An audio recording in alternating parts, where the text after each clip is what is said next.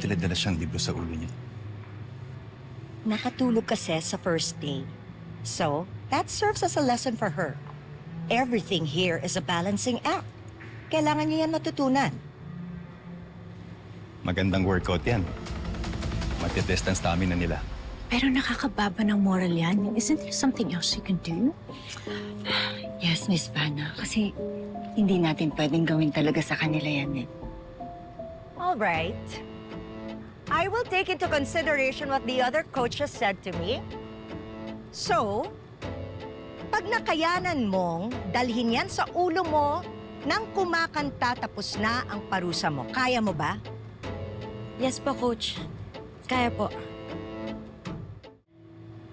Ang tahak sa tagumpay ay di madali. Pasok ka na sa bootcamp. Puro pagkakamali at pagtutuda sa sarili.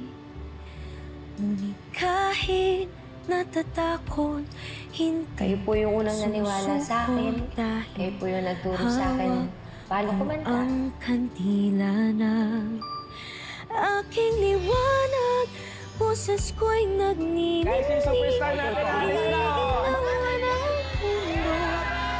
Ng aking tinig, kislap ng pangarap, liliyap at maririnig. Kasama niyo siya? She's Jenny. Siya yung last trainee na pasok sa bootcamp. Mga anino'y laging nakasunod.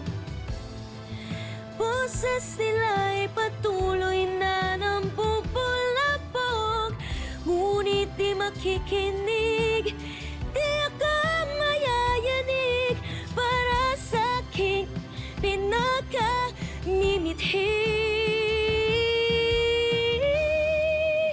Aking liwanag sa puso'y nagniningning, ilawan ang mundo ng aking tinig.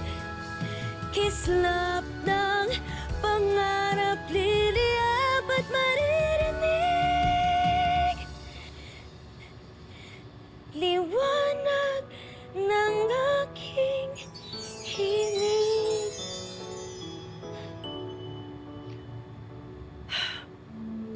That was terrible.